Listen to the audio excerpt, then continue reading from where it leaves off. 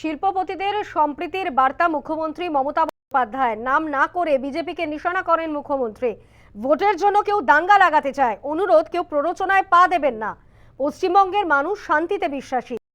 30% কোনো সম্প্রদায়ের সঙ্গে ঝগড়া করলে রাস্তা অবরোধ করবে, আপনাদের শিল্প বন্ধ করে দেবে, আমাদের জীবন দুর্বিষহ করে দেবে, আমাদের 365 দিন এখানে থাকতে হবে।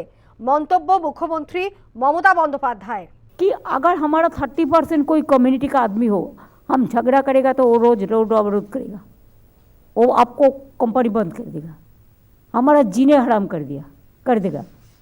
तो ऐसे 26% हमारा शेड्यूल कास्ट भी है, हमारा 6% ट्राइबल भी है।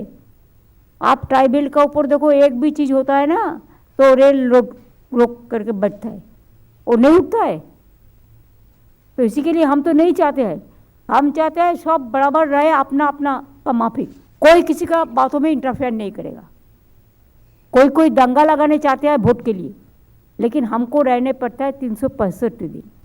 শিল্পপতিদের সম্প্রীতির বার্তা মমতার। নাম না করে বিজেপিকে নিশানা মমতার। ভোটের জন্য কেউ দাঙ্গা লাগাতে চায়, অনুরোধ কেউ প্ররোচনায় পা দেবেন না।